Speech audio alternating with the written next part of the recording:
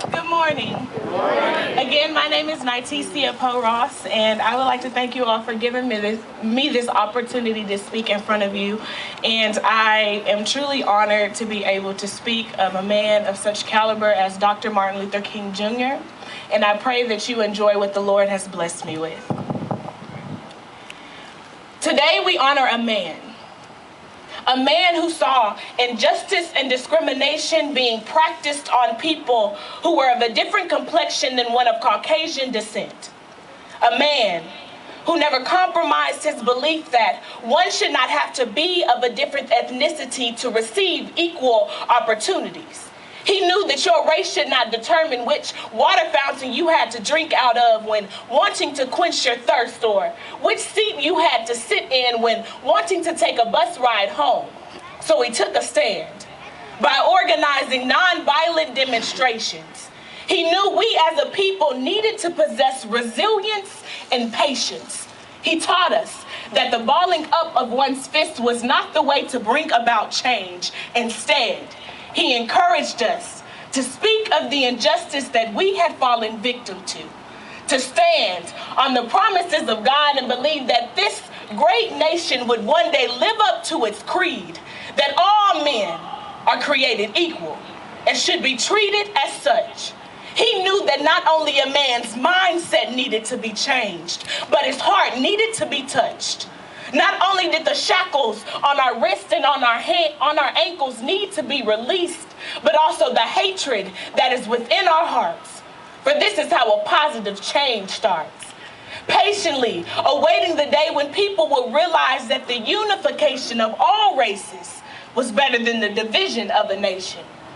Many of our ancestors walked hand in hand fighting for social, economical, and political equality, which resulted in unmerited suffering brought about by police brutality. And many died on both sides, but all bled red. A commonality between black and white that many said wasn't there. And when asked, how long would prejudice blind the vision of men?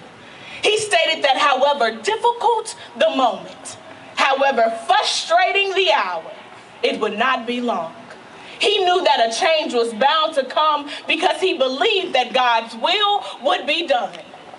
Because of Dr. Martin Luther King Jr.'s dream and many others, we are no longer standing among enemies, but we are standing among friends. And we ask, how do we pay homage to this great man? It's simple. Now that we can vote, we must actually do it. Stop making excuses saying, well, my vote doesn't count anyway, when that's not true. It has always counted. Truth is, our voices have always mattered. People were beaten, hung, fire hosed down for a right that we do not even use. It's saddening. You see, it is frightening how uninvolved we have become. Always complaining about not having a seat at the table when we aren't doing the necessary things in order to get one. More concerned about who's going to the Super Bowl than who's running for office.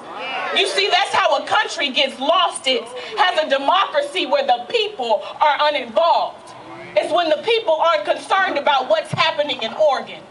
Or the people aren't concerned why it's legal to have a gun hosted above your right or left pocket. It's when the people aren't paying attention to how the education system is not doing our kids justice. It's the mass incarceration of our youth that is destroying the future of this country. And we ask, how do we pay homage to this great man? It is simple. Be involved. Be a part of the decision-making process.